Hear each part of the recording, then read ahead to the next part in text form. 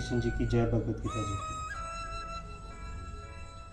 अनेक वक्त्र नयन मने का दुर्पद दर्शनम, अनेक दिव्याभरण दिव्यानेको दातयुगम, दिव्यमलयम बरदर दिव्यगंधानुलेपनम, सर्वेश्वरमय देव मनंत विश्वतो मुखम। अनेक मुख और नेत्रों से युक्त, अनेक अद्भुत दर्शनों वाले, बहुत से दिव्य भूषणों से युक्त और बहुत से दिव्य शास्त्रों के हाथों में उठाए हुए, दिव्य माला और वस्त्रों को धारण किए हुए और दिव्य गंध को सारे शरीर में लेप किए हुए, सब प्रकार के आश्चर्यों से युक्त, सिमारहित और सब और मुख किए हुए विराट रूप परम देव परमेश्वर को अर्जुन ने देखा। अनेक वक्त्रनयनम का क्या अर्थ है? जिसके नाना प्रकार के असंख्य मुख और आंखें हो, उस रूप को अनेक वक्त्रनयन कहते हैं। अर्जुन ने भगवान का जो रूप देखा, उसके प्रधान नेत्र तो चंद्रमा और सूर्य बतला गए हैं, परंतु उसके अंदर दिखलाई देने वाली और भी असंख्य विभिन्न मुख और नेत्र थे। इससे भगवान को अनेक मुखों और नयन से युक्त बतलाया गया है। अनेक कादतु दर्शनम का क्या अर्थ है? जो दृश्य पहले कभी ना देखा हुआ हो, जिनका ढंग विचित्र और आश्चर्यजनक हो, उनको अद्भुत दर्शन कहते हैं। जिस रूप में ऐसे असंख्य अद्भुत दर्शन न हो, उसे अनेक अद्भुत दर्शन कहते हैं। भगवान के इस विराट रूप में अर्जुन ने ऐसे असंख्य अलौकिक विचित्र दृश्य देखे थे, इसी कारण उनके लिए ये विशेषण दिया गया है। अनेक दिव्याभरणम का क्या अर्थ है? आभरण गहनों को कहते हैं। जो गहने लौकिक गहनों से विलक्षण, तेजोमय और अलौकिक हो, उन्हें दिव्य कहते हैं। तथा जो रूप ऐसे असंख्य दिव्य आभूषणों से विभूषित हो और अनेक दिव्याभरण कहते हैं। भगवान का जो रूप अर्जुन ने देखा था, वह नाना प्रकार के असंख्य तेजोमय दिव्य आभूषण से युक्त था। इसी कारण भगवान के साथ ये विशेषण दिया गया है। दिव्यना कोदतायुधम का क्या अर्थ है?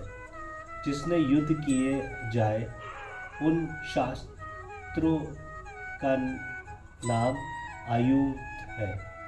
जो आयुध अलौकिक तथा तेजोमय हो, उनको दिव्य कहते हैं। जैसे भगवान विष्णु के चक्र, शस्त्र, गदा और धनुपद आदि है। इसी प्रकार के असंख्य दिव्य शस्त्र भगवान ने अपने हाथों में उठा रखे थे, इसीलिए उन्हें दिव्य नकोदतायुध कहते हैं, कहा है। दिव्य माल्याम्बरधरम का क्या अर्थ है? जिसने बहुत उत्तम तेजोमय अलौकिक मालाएं और वस्त्रों को धारण कर रखा हो, उसे दिव्य माल्याम्बरधर कहते हैं। विश्व रूप भगवान ने अपने गले से बहुत से सुंदर तेजोमय अलौकिक मालाएं धारण कर रखी थी तथा वह अनेक प्रकार से बहुत ही उत्तम तेजोमय अलौकिक वस्तुओं से सुसज्जित थे, इसलिए उनके साथ ये विशेषण दिया गया है।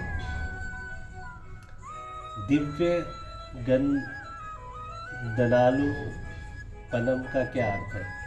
चंदन आदि जो लौकिक गंध है, उनसे विलक्षण अलौकिक गंधों का दिव्य गंध कहते हैं।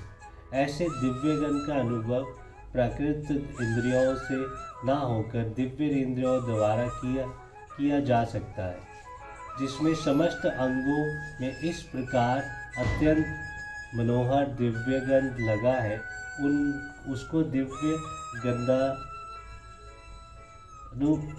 कहते हैं। सर्वश्रेयमय का क्या अर्थ है? भगवान के उस विराट रूप में उपयुक्त प्रकार से मुख, नेत्र, आभूषण, शस्त्र, माला, वस्त्र, गंध आदि सभी आश्चर्यजनक थे, इसलिए उसे सर्वाश्चर्यमय कहा गया है। अनंतम का क्या अभिप्राय है? जिसका कहीं अंत, किसी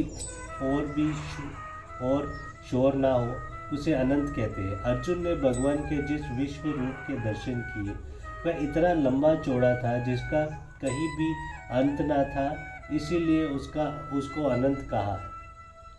विश्व तो मुखम का क्या अभिप्राय है? जिसके मुख सब दिशाओं में हो उस विश्व तो मुख कहते हैं।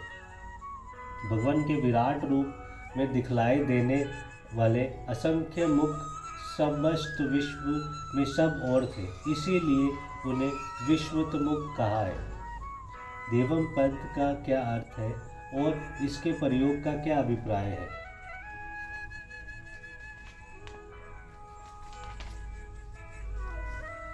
जो प्रकाशमय और पूज्य हो उन्हें देव कहते हैं। और यहाँ देवम पद का प्रयोग करके सज्जय ने ये बात दिखलाया है कि परम तेजोमय भगवान श्री कृष्ण को अर्जुन ने उपयुक्त विशेषणों से युक्त देखा। जय श्री कृष्ण जी की जय।